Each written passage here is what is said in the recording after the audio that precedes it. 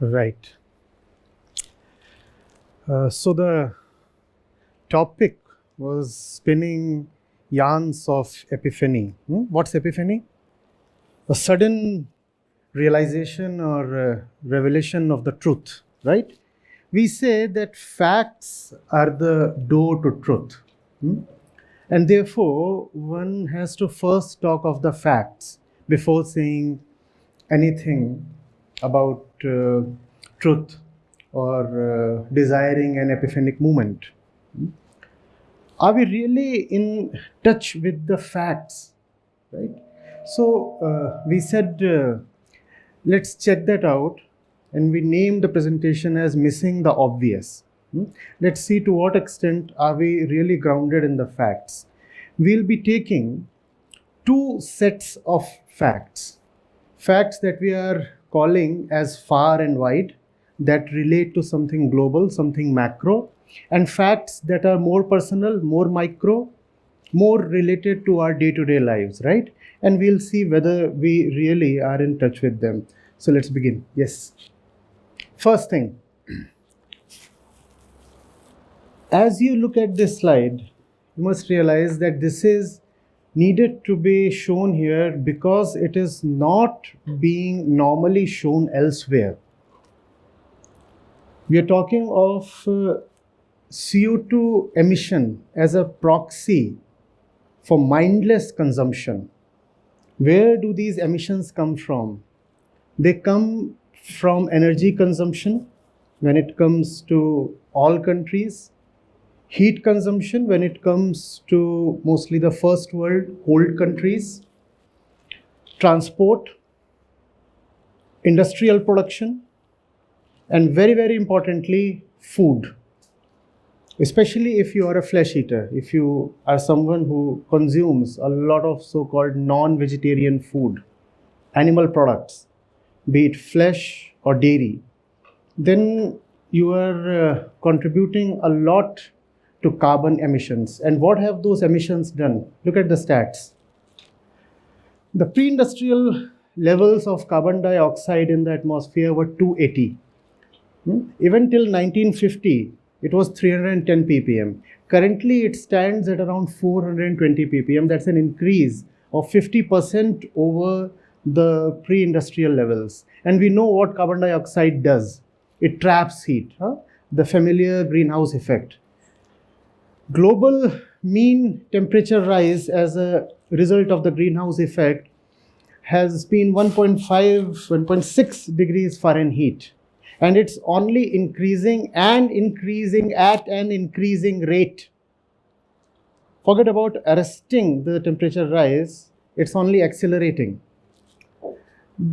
The projected temperature rise by 2050 is 1.6 degrees, not Fahrenheit, but centigrade. And that's an optimistic estimate, mind you. The sea level rise is already close to 100 mm. And it can go up to 200, 300 mm by 2050. These are not just numbers. These are warnings of an impending catastrophe. And this is not something that we discuss in our daily lives. This is not a part of our daily discussions and the national discourse. 1.2 billion climate refugees by 2050, and that's not the worst thing to hear of. The worst thing is that we are probably already in the 6th mass extinction phase, and out of the previous 5, at least 3 were caused by an excessive presence of carbon dioxide in the atmosphere, the same thing that you are witnessing today. Do you understand what mass extinction means? It means that as a generation, we have been so stupid that we are obliterating not just our own, but probably all the species on this planet, and that's happening within the next few decades. That's who we are, and that's how oblivious we are to the very obvious, present, stunning facts. How can then there be an epiphany or truth? Next one, please. Total, that's total. And we are talking of both Indian and international news channels. This is the kind of importance that we are giving to the all-round destruction that awaits us. Next one. And then when it comes to consumption, we are not just consuming industrial goods, not just fossil fuels, not heat, not just energy, not just food, but also something softer, subtler, which is data. You look at the kind of GBs that we are consuming. The GBs that an average mobile user in India is now consuming is close to 20. The average time that an average teenager is spending on his mobile screen is more than 8 hours now. And a lot of that is just social media trivia. That's what we are consuming. And the result is an exponential rise in misinformation, fake news, loss of creativity, and even loss of IQ. We'll come to that later. Yes. Now, we say because the global temperatures are rising and there is the climate catastrophe awaiting us, let's be do-gooders. Let's recycle plastic. Let's replace our old-style electric bulbs, and let's plant trees. The thing is, planting trees is way too insufficient now. It's not going to help. You look at the data, you require a land mass much greater than the size of India to be forested, to be planted with trees if you are to make any substantial impact. Obviously, that's not going to happen. So these 2 trees, 4 trees that we are thinking of planting are not going to help, because the cause is consumption. The cause is overpopulation. Who consumes? The people consume. And because there are so many of us, that's why the consumption levels are so high. Yes. And when it comes to consumption, see how we deceive ourselves. We say we'll plant trees. And that's another aspect of deception, very personal. We do not have money to study. We do not have money to invest in entrepreneurship. We do not have money for research and development. But we have all the money for bridal jewelry. India stands at number 2 there, and see the striking contrast. Number 150, number 190, what are the ranks in the last 3 points? 142, 144, 146. And what's the rank up there? First point. Number 2. Number 2. Education, per capita income, health spending, we are nowhere. But when it comes to gold, when it comes to weddings, we are right at the top. That's who we are. And are we in touch with these facts, or we take these things as normal? If we really are in touch with these facts, you would be astounded. We would be shocked. We would be stirred into action. What are we acting when we are not even realizing, not even paying heed? How will we act? Next one, please. Extremes. An example of extremes here. Can you imagine roaming around in a t-shirt on Antarctica or on the Arctic? But that's what is happening. Look at the temperatures. And there is no typo there. We have not missed out on a minus sign. That's 38 degrees. Yes, not minus 38. And that's on the... That's the kind of extreme weather events that we are already into. We are not forecasting. Nobody is acting as a doomsday warner or something. 83% increase in extreme weather events. Remember the Australian forest fires? Remember the European heat waves? Remember what is happening in Pakistan and Bangladesh next door, the floods? And remember what is happening in India as well, the frequency of cyclones? An 83% increase over just the last 1 or 2 decades. That's where we are. Flood and other water related, that's just a number, $5.6 trillion by the next decade or by 2050. To put things in perspective, that's more than the current GDP of India, right? We are not yet even at $4 trillion completely. But the economic loss comes later. It's the human loss that's the worst tragedy. And we are yet to fathom the magnitude of what we are already into and neck deep into. But we talk of other truths. We talk of metaphysical realities. We talk of knowing the unknown and even the unknowable. when we do not know even that which is present right in front of our eyes. We do not know the obvious facts that stare at us and would destroy our lives, but we want to know of some hidden mystical reality. How will that work? Next one, please.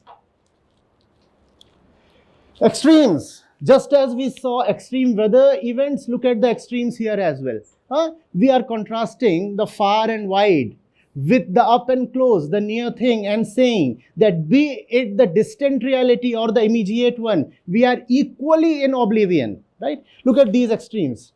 And we are talking of dollar billionaires here, mind you. India ranks third when it comes to the number of billionaires in the world. And 80% of Indians earn less than rupees 10,000 per month. If you earn rupees 20,000, 25,000 a month, you are in the top 10 percentile in India. That's where we stand.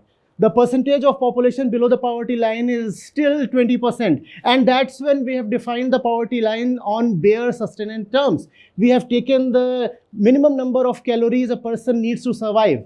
And then we say, okay, for these calories, what is the minimum amount of food grains, etc., that you need to consume? And based on that, we have drawn the poverty line, which is a very inhuman way of drawing the poverty line. And still, 20% of us are below the poverty line. And yet, we have a vulgar accumulation and display of wealth going on. The inequality is increasing continuously. You know of the Gini coefficient, right? And you know of how it has only been increasing in the world and also in India. Yes. Now, killing, violence. There is a violence that is happening on a global scale, on a macro level, and there is a violence that is happening right in our households. Let's first look at the former one. Fish, gone. Number of species that are getting extinct every day. Do you know that is more than 100 times the natural rate? The natural rate is that 1 or 2 species will go extinct every day. And that's a natural thing that has been happening since the last millions of years.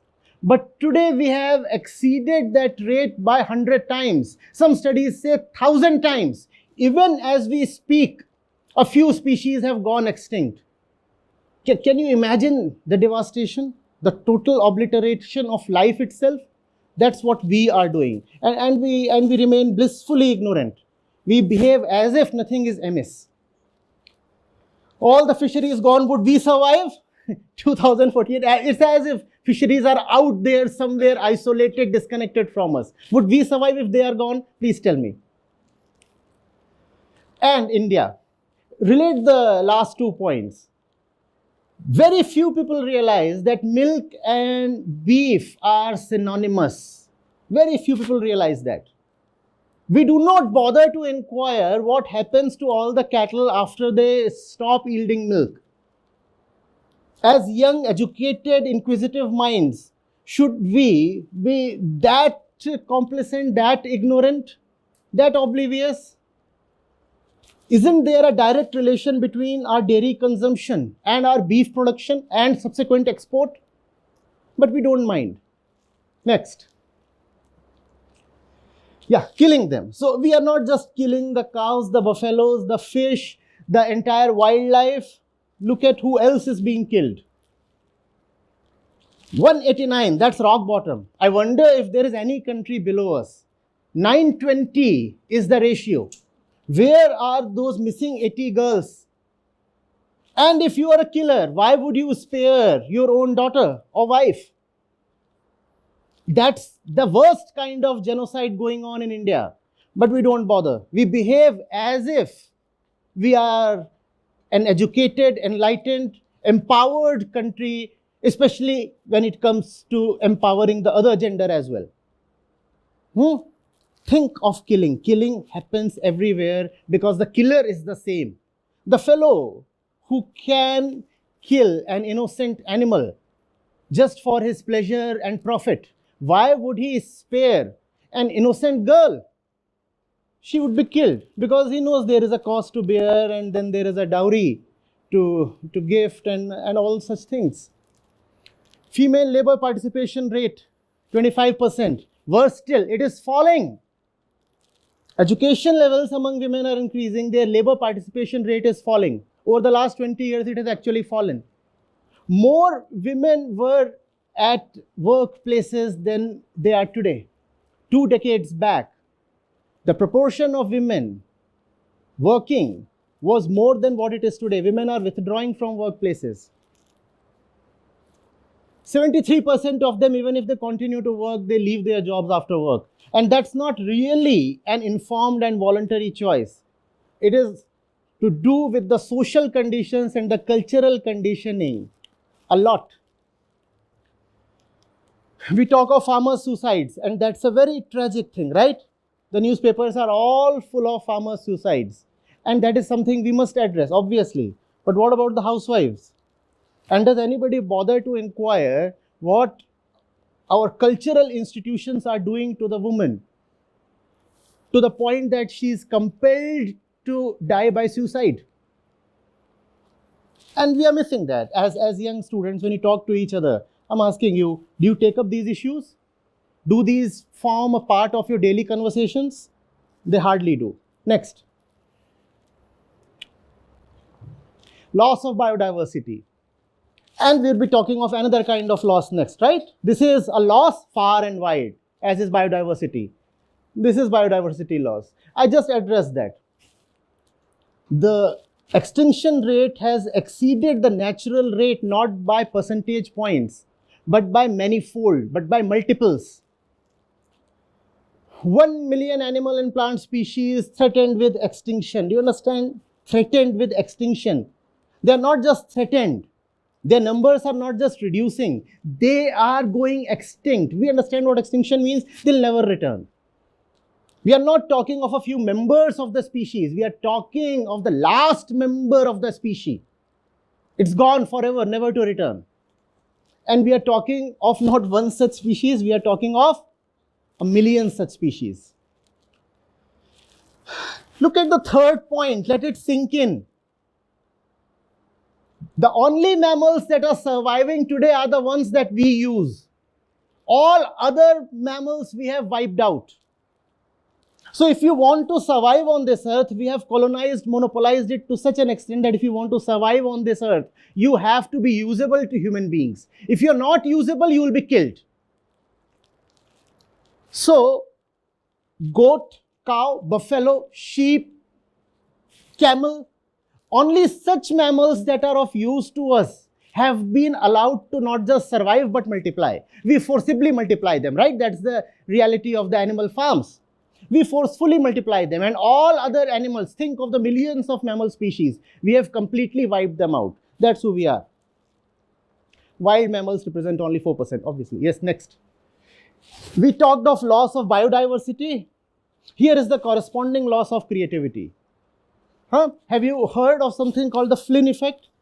Do you know that each generation is significantly lower on IQ than the preceding one? And that has been happening since the last 40-50 years, since the advent of television. And now that has been compounded with the internet.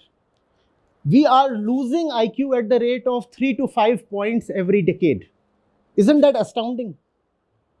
Look at the other points. Newspaper reading, magazine reading, declining sharply. When was the last time you came across a great new poetry book? A great new publication? Who cares for poets now? Innovation, creativity, intelligence, empathy, all of these things are being lost just as we are losing biodiversity. The loss outside is also the loss inside, and we are not seeing that. Yes. Superstitions. 50%, almost 50%. You add up those numbers. That's 10, 24, 14. That's almost 50%. 50% people still do not completely believe that global warming is happening and it's anthropogenic, which means they won't really participate in any climate activism. Isn't that superstition of the worst kind? And that same kind of superstition is reflected in something else. Look at what is happening on social media these days. Superstition rules. And if you can propagate superstition, you will very soon be a superstar. Is that not the rule now? Huh? Look at this. Miracles, yes, they do happen. And that's not just something that Indians believe in. Faith healings. No. The scientific system of medicine won't help you. Come to all the other kind of mumbo jumbo and the number of deaths that is causing, that's going largely unreported. So a mind that does not care for the truth is what is called as superstitious, right? We do not care for the truth when it comes to macro events, and we also do not care for the truth when it comes to things in our personal life. So small things. You want to proceed for an examination. Somebody tells you, well, you should wear this thread or take some yogurt before you leave. And that same kind of harmless looking thing is what becomes the climate tragedy and subsequent extinction as well. So please don't take those little superstitions lightly. They are killing us. Good.